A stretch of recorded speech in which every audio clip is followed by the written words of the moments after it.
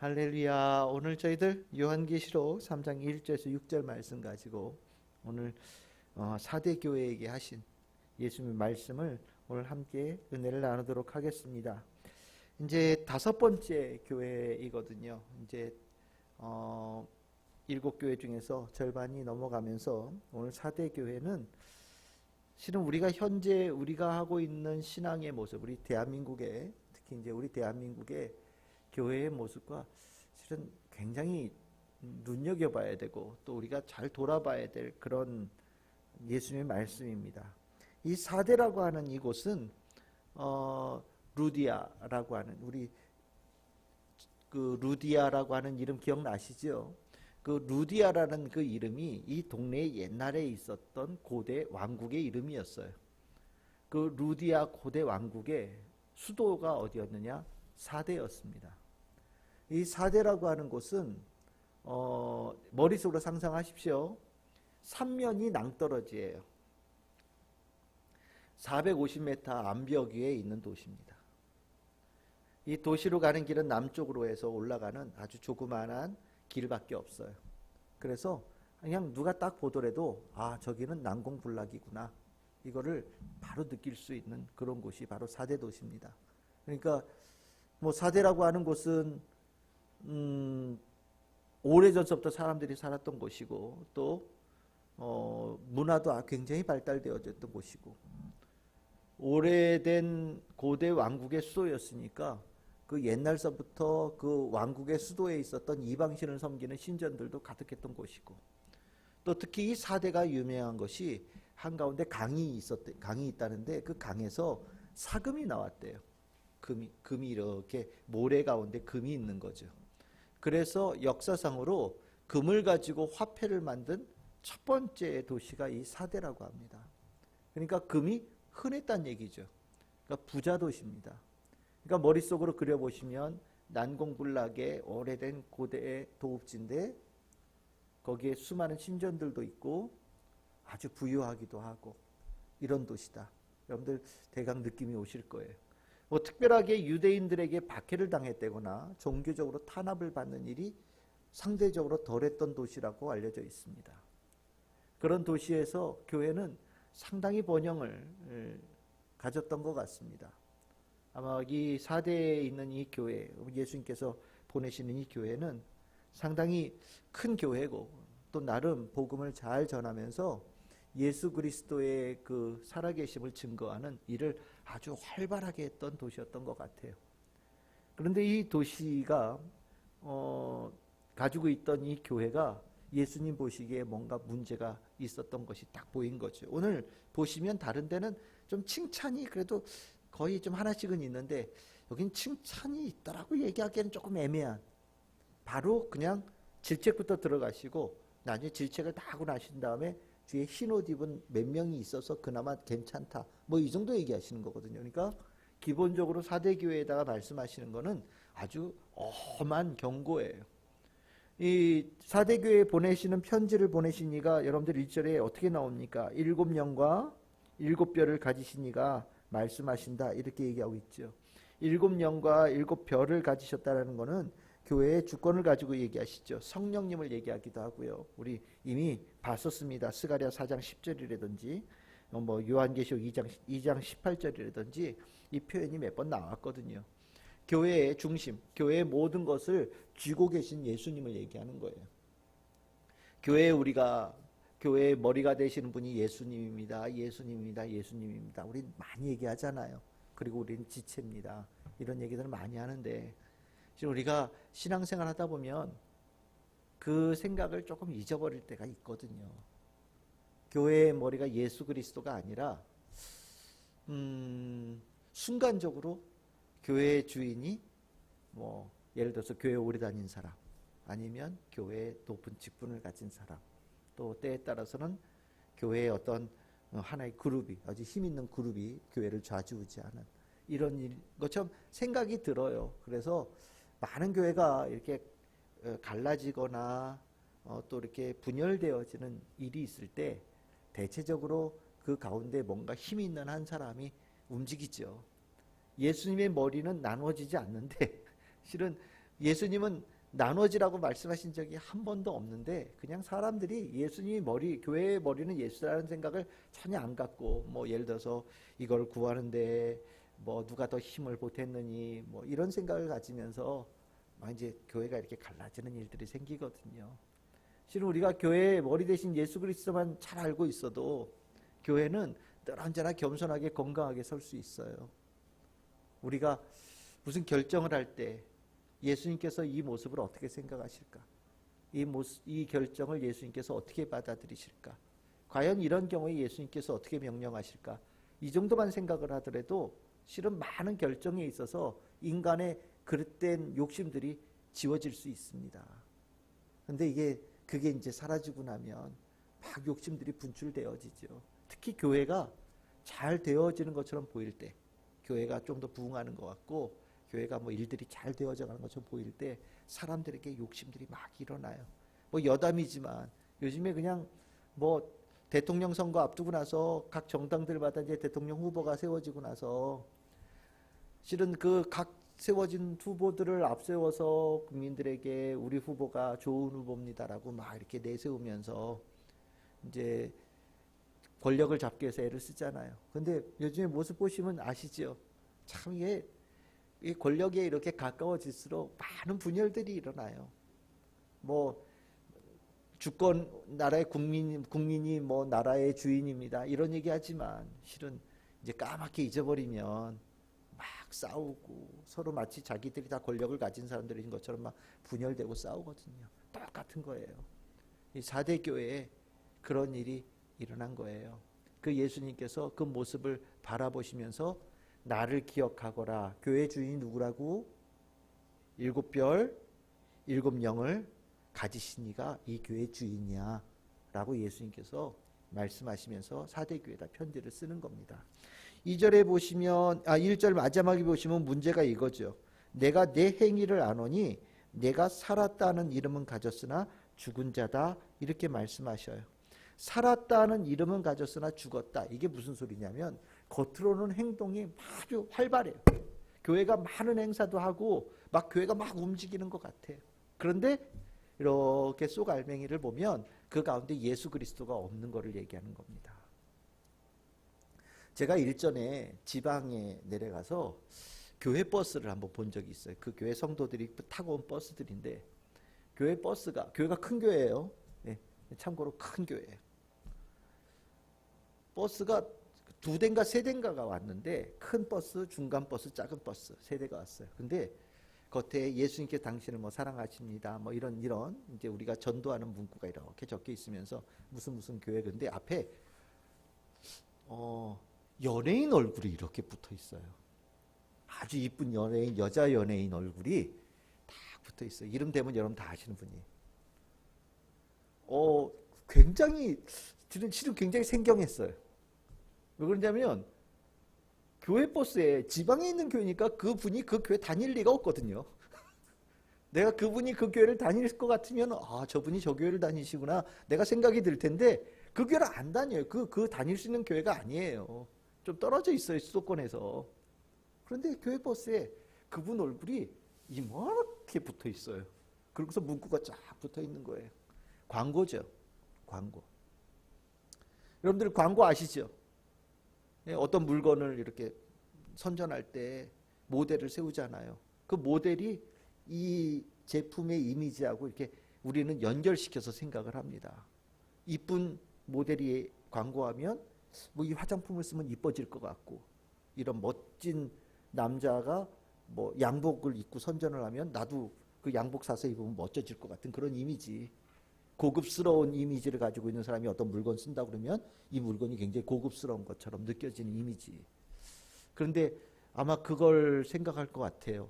굉장히 이쁜 모델이었고 그 모델이 그 교회에 다니고 환하게 웃고 있으면서 예수님 얘기 딱 써 있으면 야, 저 교회는 저렇게 이쁘고 아름답고 유명한 사람들도 다니는 교회구나 라는 생각을 하면서 광고를 하겠죠. 근데 여러분들 그거 실은 조금 문제 있는 거예요. 우리가 교회에 다른 사람의 얼굴을 내건다는 것도 웃긴 거고 물론 그분이 자기 얼굴을 써도 된다고 허락을 했겠지만 교회 버스에다가 글쎄 목사 얼굴 그리는 것도 나는 조금 그럴 때가 있거든요. 여러분들 그 무슨 집회 가면서 얼굴 이렇게 목사님들이 이렇게 얼굴 뭐 버스 같은 데 이렇게 붙이고 다닐 때 저는 개인적으로 그 붙이고 다니면은 이단 아닌가 이런 생각 가지고 봐요, 실은. 네. 뭐 여러분들 많이 보셨죠? 뭐 박옥수 뭐 이런 사람. 네. 박옥수 이런 사람 자기 얼굴 이만하게 붙여가지고 다니잖아요. 네. 이 이단이에요. 거의 대부분. 그런데 교회에서 사람 얼굴 갖다가 교회를 홍보하는 데 쓴다? 이게 문제 있는 거죠. 바로 이거예요. 우리가 생각할 때 뭔가 많은 일들이 일어나고 그러면은 교회가 알려지고 그러면 사람들이 많이 오고 그러고 나면은 뭔가 교회가 좀 더 멋지게 보이고 뭐 이런 효과들이 있을 거라고 생각을 하지만 예수님은요. 중심을 언제나 보시는 분이시거든요. 겉에 화려한 것을 아니라 중심을 보시는 분이에요. 우리가 교회 안에 실은 가장 많이 문제가 되는 그룹이 무슨 그룹이냐? 성가대라고 얘기하거든요. 성가대가 다른 사람들 앞에서 다 잠잘 때 목사는 이제 여기 앞에 서서 설교를 하니까 당연히 주목이 되죠. 근데 성도들 가운데 교회에서 가장 주목되는 예배의 자리가 어디냐면 성가대석이거든요. 일단 성도들하고 마주보고 앉아 있고요. 다 집중돼 딱 일어나서 아름다운 찬양을 부른단 말이죠. 그러니까 성가대 사람들은 굉장히 그 프라이드가 있어요. 어느 교회든지. 근데 문제가 뭐냐? 성가대원들이 그러면서 부른 찬양과 이런 것에 정말 깊은 신앙을 다 굳건하게 가져가면 좋겠는데 많은 성가대원들이 실은 그 부른 찬양 자체에서 끝나요. 그래서 성가대 안에 교회 안에서 제일 말 많은 데가 성가대라고 목사님들이 얘기를 해요. 네. 교회 내에서 어쨌든 제일 이상한 소리 많이 하는 사람들 다 성가대 모여있다. 좀 이렇게 젠 척하고 좀 난척하고 이렇게 좀 이렇게 남 앞에 서서 뭔가 이렇게 좀 이렇게 돋보이고 싶어하는 욕망을 가진 사람들은 교회에서 언제나 그 자리를 찾는다는 거예요. 그러고 나서 이제 뭐 앞에 찬양할 때 리더하는 역할을 하는 그런 사람들, 뭐 이런 사람들. 실은 이 안에 굉장히 중요한 것이 결여되어 있으면 그 모습이 주님께서 그렇게 기쁘게 보지 않으신다는 것을 우리가 알아야 돼요. 그 안에 찬양을 할 때 이 안에 정말 깊은 신앙이 서 있어야 되고요. 정말 우리가 무슨 어떤 활동을 할 때 그것이 예수님의 기반이 되어져서 하는 행동이어야지 나를 돋보이게 하려고 하거나 나를 드러나기 위해서 하려고 하는 행동은 실은 예수님께서 불꽃 같은 눈으로 이렇게 보시면서 실은 그 모습을 좋게 보지 않으신다는 것을 오늘 이 사대교회에 대한 편지를 통해서 우리는 알게 되는 겁니다. 예수님께서 말씀하시잖아요. 살아있어요. 교회가 막 움직이니까. 행사도 많고 뭔 일들이 그렇게 많으니까. 근데 예수님 뭐라고 그러세요? 죽었다 이렇게 표현합니다. 너희들은 살아있다고 얘기를 하겠지만 내 눈에 볼 때는 죽었다라고 얘기하셔요. 왜 죽었느냐? 이 안에 예수님이 없으니까요. 교회를 세우셨던 그 예수님을 잊어버렸으니까요. 교회의 머리이신 예수 그리스도를 잊어버렸으니까요. 이 예수님께서 하신 말씀은 굉장히 엄중한 말씀이에요. 여러분들 기억나십니까? 마태복음 21장에 예수님께서 예루살렘으로 가다가 그 무화과 나무 하나 저주한 거 기억나시죠? 그 무화과 나무 얘기하시면 살아있는 나무예요. 근데 죽었다 이렇게 말씀하시죠. 근데 나중에 보니까 정말 죽었어요. 왜 나무가 왜 그렇게 예수님께 저주받냐 이거예요, 바로. 뭐 그 나무가 잘했냐 못했냐를 떠나서 아주 상징적으로 말씀하신 거죠. 살아있는 것처럼 보이는데 정말 그 뿌리가 예수님에게 박혀있지 않으면 얼마 안 가서 메마르고 죽는단 말이에요. 여러분들 나무도 어떤 거는 딱 꺾으면 금방 확 시드는 나무들도 있지만 어떤 나무들은요 뿌리가 다 썩어 있는데도 위가 상당 기간 동안 나뭇잎이 파란 나무들이 있어요. 제가 화초집에서 길러보니까 난 몰랐어요. 나중에 잎이 이만한데 위에 잎이 초록색이에요. 근데 어느 날 갑자기 멀쩡하게 서있던 이 화초가 퍽 쓰러져요. 퍽 쓰러져요. 봤더니 뿌리하고 그 줄기 사이가 다 썩어가지고요. 아무것도 없어요. 죽은 거죠. 그걸 얘기하는 거예요. 우리가 마치 막 활동할 때 막 살아있는 것처럼 보이지만 뿌리가 분명하게 예수 그리스도에게 바르게 팍 박혀 있어야 돼요. 그래야 열매를 맺을 수 있고요. 꽃도 필 수 있고요. 번식도 할 수 있고요. 부흥도 되어질 수 있는 거예요. 근데 우리가 예수 그리스도에게 뿌리 박혀 있는 거에 대한 별로 관심 없고 바깥에 나뭇잎이 얼마나 반짝거리고 이쁘게 돼 있는가 얼마나 크기가 얼마나 커졌느냐에 대해서 훨씬 더 많은 관심을 갖잖아요. 근데 예수님은 그 뿌리 상태를 보시면서 밭에 이게 살았다 죽었다를 보시는 것처럼 얘기를 하시는 거예요. 죽었다라는 거예요. 죽었다. 이 죽었다라는 예수님의 이 선언이 얼마나 뼈아픈 선언입니까? 야, 너희들 죽을라 그래. 이러면 아니 죽을지도 몰라. 너희들을 지금 그렇게 하면 죽는다. 뭐 이렇게 얘기하는 것도 아니고 살아있다라고 너는 얘기들 할지 모르지만 내가 볼 때는 이미 죽었다라고 얘기하시는 거거든요. 굉장히 무서운 얘기예요. 예수님께서 죽었다고 얘기할 때는 뭐 어떻게 다시 살릴 방법도 없는 거죠. 그러니까 이 예수님께서 우리가 가지고 있는 이 겉에 있는 것에 의해서 교회가 움직여지는 것이 예수님께 절대 높은 평가를 갖지 않는다는 것을 우리는 분명히 알아야 됩니다. 광고, 홍보, 실은 우리가 그걸 통해서 교회를 많이 알리고 있거든요. 뭐 이제는 전에는 교회가 광고를 한다라고 할 때 굉장히 어색하게 생각했어요. 정말. 제가 학교 다닐 때 어릴 때 그때만 해도 교회가 어디다 홍보를 한다? 버스에다가 교회 홍보를 한다?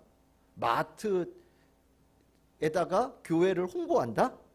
야, 이거 정말 많이 홍보하면은 교회 차에다가 이렇게 붙이고 다니면서 오늘 무슨 부흥 집회 있습니다. 이런 거 정도는 모르겠지만 막 이렇게 마트에 가면은 이렇게 광고하는데 막 교회도 나오고 하잖아요. 이거 굉장히 이상하다고 봤거든요. 근데 요즘에는요, 교회가 홍보하고 광고를 해요. 여러분들 광고는 광고일 뿐인 거 아시죠? 예? 광고는 광고예요. 광고가 본질은 아니란 말이죠. 제가 이거 가지고 한번 말을 한 적이 있어요. 여러분들 우리 교회를 알릴 때 우리 교회 가면 밥이 맛있어요. 뭐 예를 들어서 요즘 밥 못 먹지만 우리 교회는 깨끗해요. 뭐 우리 교회는 뭐 사람들이 좋아요. 뭐 우리 교회를 가면 뭐 교회에서 성도님을 잘 돌봐줘요. 물론 자랑거리가 될 수 있겠죠. 하지만 그거는 엄밀하게 얘기하면은 하지 않는 게 나은 거예요.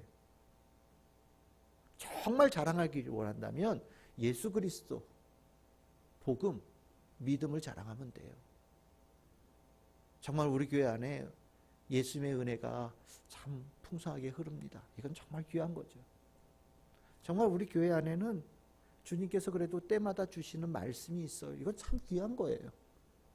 우리 교회는 성도들이 참 믿음 안에서 굳건하게 잘 세워져 가는 모습이 참 이쁜 교회입니다. 이건 좋아요. 그런데 그 외에 다른 것을 가지고 교회를 얘기한다? 그거 거짓 광고가 되는 거예요. 잘못된 광고가 되는 거예요. 그게 살아있는 것처럼 보일진 모르지만 결국에는 그게 살아있음의 증거로 교회에게는 사용될 수가 없는 겁니다. 요즘에 교회들이 서로 경쟁을 하는 시대가 되다 보니까 내가 내 교회를 얼마만큼 돋보이게 할 것이냐에 대해서 굉장히 많은 관심을 갖잖아요. 두 교회가 마주보고 있어요. 정말 자그마한, 뭐 우리 교회는 작은 교회니까 그럴 수 있다고 생각해요. 저 편교가 가보십시오. 큼지막한 교회가 정말 요 앞에 있는 요 도로 하나 요거 붙잡아놓고 두 교회가 이렇게 서 있어요. 예. 와, 정말 완전 정말 대단합니다. 두 교회가 야, 저 어떻게 목회를 할까? 저 어떻게 사역을 할까 싶을 정도예요. 저 두 교회가 저렇게 붙어 있으니 아마 정신없이 광고할 거예요. 정신없이 홍보할 거예요. 그리고 나면 뭐가 문제가 돼요? 예수 그리스도가 사라져요. 예수 그리스도가 사라져요. 이 문제를 예수님께서는 어떻게 이걸 갖다가 말씀하시냐? 너 깨워야 된다라고 얘기해요. 2절에 보시면 뭐라고 얘기해요? 너 일깨워야 된다라고 얘기합니다. 일깨다는 게 뭡니까? 깨어나야 된다라는 걸 얘기하는 거예요. 너 깨어나야 돼. 깨어나야 된다는 것은 예수를 찾는 것을 깨어난다라고 그래요. 우리가 깨어난다고 할 때 뭐 눈 비비고 일어났어요 이게 아니죠. 영이 깨어난다라는 건요, 예수 그리스도의 존재를 확실하게 다시 한번 내 심령에 깊이 새기는 것을 얘기하는 겁니다. 예수 그리스도가 내가 살면서 전혀 내 눈에 보이지 않고 내 마음에 와 있지 않고 내 생각을 지배하지 않고 있다면 여러분들 잔 거예요. 죽은 거예요. 아무리 활발히 활동을 하고 여러분들이 아무리 사회적으로 인정을 받아도 아무 가치가 없는 거예요.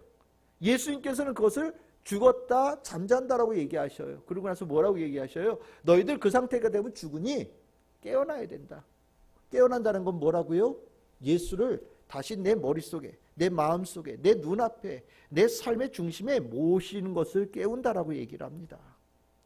그 깨우는 방법을 뭐라고 얘기하냐면, 여러분들 온전히 3절에 보십시오.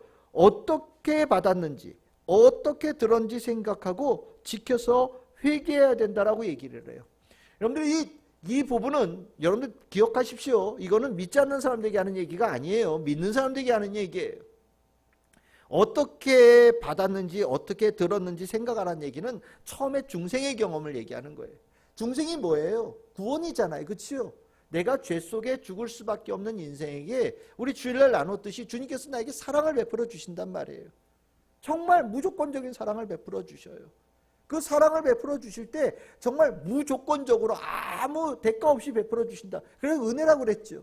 그러니까 우리는 그 예수님께서 나를 사랑하신다라고 얘기하시면서 너 얼마나 고생했니? 너 얼마나 괴로웠니? 너 얼마나 힘들었니?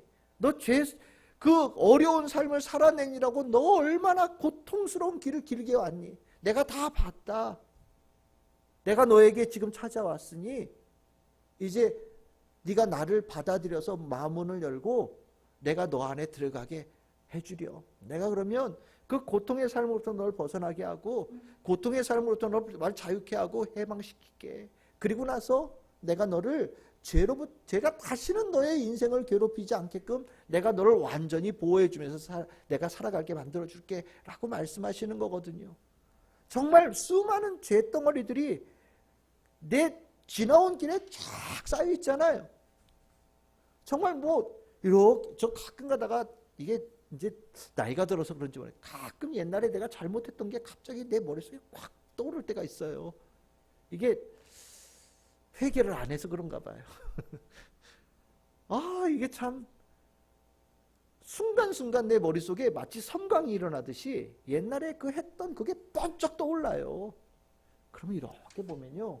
정말 정말 부끄럽기 짝이 없죠.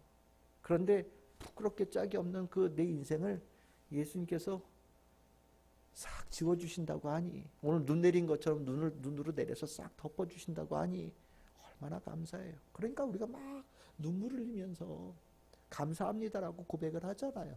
이게 우리가 처음 받았던 거, 내가 처음 들었던 주님의 은총이지요. 이 은총을 늘 언제나 내 마음속에 간직하고 있으면 깨어 있을 수 있는데, 이 은총을 잊어버리면 잠자는 자가 되어져서 아무 영적인 감각 없는 자가 되어지는 거죠. 그래서 뭐라고 하냐? 너 그거 뭔지 한번 생각해 봐라. 다시 처음에 네가 은혜 받았던 그 자리에 돌아갈 수 있으면 좋겠다라고 얘기를 하시고, 그 자리에 돌아가는 그것을 예수님께서 뭐라고 얘기하시냐? 회개다, 이렇게 얘기를 하셔요. 회개다. 회개가 우리가 잘못한 것에 대해서 처음에 회개함으로 중생의 경험을 갖는 것도 회개지만, 이렇게 예수님을 살아가면서 잊어버렸을 때 다시 예수님을 내 중심에 모셔놓는 것이 회개예요. 구원의 감격을 잊어버리고 살다가 다시 그 구원의 감격을 다시 회복하는 게 회개예요.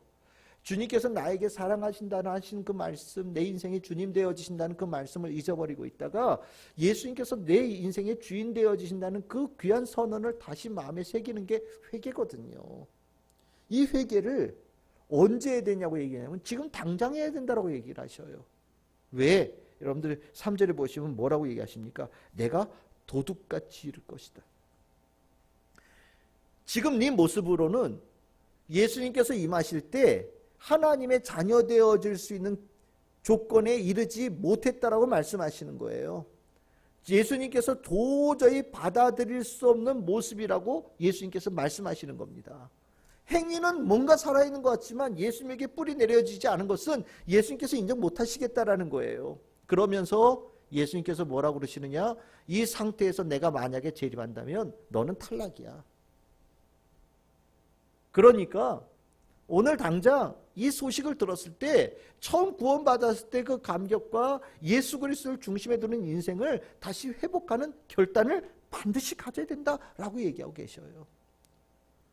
이것이 얼마나 중요하면 예수님께서 이 사대교회에다가 이 말씀을 하시겠어요. 이게 왜 중요하냐면 우리는 이 살았다는 이름을 가졌다라는 것만으로도 합격점을 가진 것처럼 착각한단 말이에요. 내가 교회 다녀요. 성경책도 들고 다니고 교회 가서 봉사도 해요. 교회에서 뭐 한다고 그러면 나와서 적극적으로 동참한단 말이죠.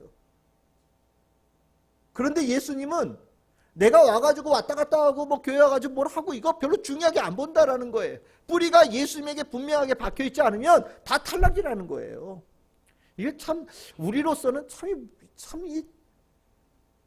무서운 얘기다 라는 저는 생각이 들어요. 우리가 실은 이 문제에 저는 많이 걸려있다고 생각을 하거든요. 만약에 우리가 인생에서 교회 다니는데 박해받으면서 교회 다닌다 그러면 이 교회에 여기 들어올 때 대단한 결단을 가지고 들어오는 거거든요. 그 사람은 예수 그리스도에게 뿌리 박히지 않으면 그 박해를 뚫고 교회 안에 들어올 수가 없어요. 근데 사대교회는 박해가 없었던 교회예요. 교회는 누구나 들어올 수도 있어요. 교회가 활동이 많으니까 많은 일들이 하니까 뭐 사람 만나기 위해서도 올 수 있는 거예요. 아이 뭐 교회 갔더니 사람 많아. 축구에 있어. 축구도 하고. 아 교회 갔더니 사람 많아. 같은 직업에 있는 사람들끼리 모여서 정보를 공유하는 그런 거. 예. 여러분들 큰 교회 가면 많대요. 큰 교회 가면 의사는 의사들끼리 모이고 변호사는 변호사끼리 모이고 회계사는 회계사끼리 모이고 판사는 판사끼리 모이고 정치인은 정치인들끼리 모이고 큰 교회는 그런 그룹이 있대. 아무나 못 들어가는 그룹이. 큰 교회는 그 재미로 다닌다는 거예요. 예수 안 믿어도 교회 다닐 수 있는 거예요. 근데 예수님은 그거 가지고는 합격점이 될 수 없다. 여러분 어떠십니까? 여러분들의 심령 분명하게 예수 그리스도에게 뿌리 내리면서 신앙생활하고 계시지요? 절대 잊어버리시면 안 돼요. 아무리 분주한 걸로 메꾸려고 해도 예수님을 중심에 두지 않는 것으로는 아무것도 주님께 인정받을 수 없습니다. 그건 사람의 욕심이고요. 욕망이고요. 그냥 자기가 좋아해서 다니는 것뿐이에요. 노래 좋아해서 어디가 노래할 데 없을까 하다가 성가대 들어가서 노래하는 것밖에 안 되는 거예요. 어디 가서 춤출 데 없을까 하다가 교회에서 무용하면서 뭐 찬양하는 데가 있다니까 가서 무용하면서 춤추는 것밖에 안 되는 거예요. 내가 음식하는 거 좋아하는데 어디 음식 뭐 돈 받고 하긴 그렇고 어디 가서 음식하면서 사람들이 인정받을 수 있는 데 없을까 하다가 교회가 식당에 봉사하면서 음식하면서 사람들이 인정받고 그거밖에 안 되는 거예요. 예수 없어도 교회 다니면서 할 수 있어요. 근데 예수님은요 그런 거 안 해도 좋으니까 예수님에게 뿌리 내리는 것부터 하라고 말씀하시는 거예요. 그러면 다 그렇게 사냐? 아니죠. 4절에 보시면 그 옷이 더럽히지 아니하는 몇 사람이 있다. 흰 옷이라고 얘기합니다. 제가 군에 다닐 때 대령한 분이 교회 잘 다니는데 여중이 너 나중에 목사 된다며? 예. 성경에서 흰 옷이 뭐냐? 나한테 물어보시는 거예요. 어느 날 12조로. 예. 너 공부했다며? 예. 예. 너 성경에서 흰 옷이 뭔지 아냐? 그건 뭐 대령이 물어보시는데 중이가 뭐 또박또박 대답하기도 그렇고 아유 저 잘 모르는데요. 그랬더니 그것도 모르면서 뭘 공부했다고 그러면서 자랑스러워하시면서 결제받으러 들어가시더라고요. 네, 사령관님한테. 흰옷이 뭐냐면 예수님께서 인정하는 자의 모습이에요. 여러분들 흰옷 어떤 옷인지 아시죠? 굉장히 돋보여요. 아마 목사님들 중에 흰옷 좋아하시는 분들 목사님들 계시잖아요. 흰옷 좋아하는 분들도 조금 이상한 분들이에요. 실은 조금 특이한 분들이에요. 예. 하여튼 흰옷 입고 강대상이 섰다 그러면 이렇게 물음표 하나 찍고 보셔도 돼요. 저는 그렇게 봐요. 백구두에 흰 바지에 흰 거 착 해가지고 막 여성분들도 갑자기 올라왔는데 머리부터 발끝까지 흰 거 해가지고 여기다 두꺼운 벨트 하나 묶었다 그러면 그분 좀 이상한 분이에요. 예. 이거 두꺼운 벨트 묶고 다니시는 분들 계시거든요. 그런 분들은 실은 좀 무서운 분이에요. 이게 성경에 있는 그 존재를 이미 자기에게서 드러내기를 원하시는 분이거든요. 흰옷은 흰옷 입었다고 흰옷이 아니죠. 예수님 보실 때 흰옷이에요. 아마 사대교회에서 이 사람들은 구질구질한 사람이라고 얘기했을지도 모르겠어요.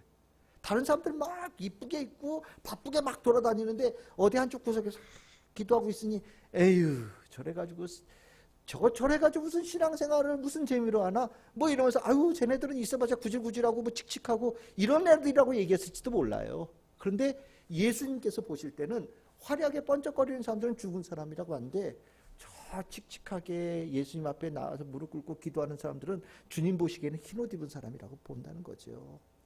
흰옷은 굉장히 반짝거리는 옷이에요. 약점은요. 더러워지면 금방 보여요. 여러분들 이 흰옷이 어디까지 입고 가야 되는 거냐면 예수님께서 재림하신 날, 아니면 우리가 예수님 앞에 심판대 앞에 서는 날까지 흰옷을 입고 서야 되는 거예요. 흰옷이라고 하는 그 자체가 내 삶에 더러운 것이 묻혀지는 것을 허용하지 않겠다는 결단을 가지고 살아야 되는 거거든요. 예수님께서 너희들 가운데 흰옷 입은 사람들이 있다 라고 얘기를 하셔요. 또 이걸 다른 말로 표현하면 여기 남은 자라는 표현이 나오는데, 남은 자는 뭐냐? 교인들이 남은 자거든요. 원래 교인들 중에 남은 자가 있는 게 아니라 원래는 크리스찬들이 남은 자예요. 여기 다 남은 자로 모여 있는 거예요. 예수님께서 세상 사람들 중에 여러분들을 특별하게 선택하시고 구원하셔서 이 자리에 세워놓으신 거거든요. 하나님께서 수많은 사람들을 다 은혜를 베푸시지만 그 가운데 여러분들이 아멘으로 응답해서 이 자리에 있는 거예요. 그래서 여러분들은 남은 자예요. 남은 자로 예배에 있는데, 남은 자들은 원래 흰옷, 예수님 보시기에 흰옷을 입고 이 자리에 예배를 드리고 있는 건데, 이게 가끔 헷가닥해가지고 흰옷 입은 이 정체성을 잊어버리고 스스로 더럽히고 세상에 물을 들이면서 살아가는 사람들이 있단 말이죠. 예수님께서 뭐라고 그래요? 너희들 남은 자로 다시 돌아서야 돼. 다시 흰옷 입은 자가 되어야 된다는 걸 너희들 분명히 다시 깨달아야 돼. 너희들은 흰옷 입은 자로 이 자리에 서 있게 되어졌다는 것을 기억해야 돼. 그것이 너희들이 구원받은 은혜고 너희들이 중생의 경험을 받은 은혜다라고 얘기하시는 거예요. 그리고 그 사람들은 내가 반드시 생명책에다 이름 다 기록해 놓을 거야. 나는 너희 사대교회에 있는 모든 사람들이 원래 흰옷 입은 성도로 다시 돌아가기를 원한다. 그러려면 뭐를 기억해야 되느냐? 7영, 7별을 쥐고 계신 예수 그리스도를 회복해야 된다. 우리가 지금 로마서 하면서 복음 얘기하잖아요. 그거예요. 복음 없이 신앙생활 한다라고, 예수 그리스도 없이 신앙생활 한다는 건 거짓말입니다. 다 몰라도 돼요. 예수 그리스도, 그 복음, 믿음, 은혜, 순종 알면 돼요. 주님께서 원하시는 것은 그런 항목들이에요. 우리가 현대교회를 살아가면서 사대교회는 우리가 지금 현재 이 시대에 살아가고 있을 때 가장 위험한 교회 타락의 모습이에요. 우리는 이거를 쉽게 생각합니다. 하지만 이걸 예수님께서는 아주 심각한 문제로 보셔요. 왜? 많은 교회가 이 문제에 걸려 넘어가니까. 어떠셔요? 여러분들은 혹시 이 겉과 속이 어떻습니까? 어떤 목사님이 그러더라고요. 우리나라의 허세가 장렬한다. 신앙생활도 허세로 신앙생활하는 것이 실은 이게 있거든요. 성도들이 허세로 장렬하고, 실은 뭐 사역자들도 허세 부리면서 사역하고, 교회도 어떻게 하면 더 허세를 부릴까 고민하고 있는지도 몰라요. 전 그래서 참 좋은 목사님들, 좋은 교회는 그 본질이 좋은 교회예요. 허세 없어도 예수님께서 역사하시면 돋보이게 되거든요. 어떠셔요? 신앙인도 똑같아요. 성도도 똑같아요. 막 내가 뭘 잘했어 이런 얘기 안 해도요, 내 안에 예수 그리스도가 계시면요, 이 안에 있는 빛이 뚫고 나와요. 산 위에 있는 등경처럼 뚫고 나와요. 그래서 나를 통해서 예수 그리스도의 영광을 나타낼 수 있도록 예수님께서 나를 이끌어 가시거든요. 그게 신앙인이에요. 그래서 오늘 기도하시면서 여러분들 안에 있는 예수 그리스도께서 여러분들을 통해서 더 풍성하게 예수 그리스도의 영광을 드러낼 수 있는 성도가 되기를 소망하면서 기도했으면 좋겠습니다. 그리고 그 기도에 주께서 크게 응답하여 주실 줄 믿습니다.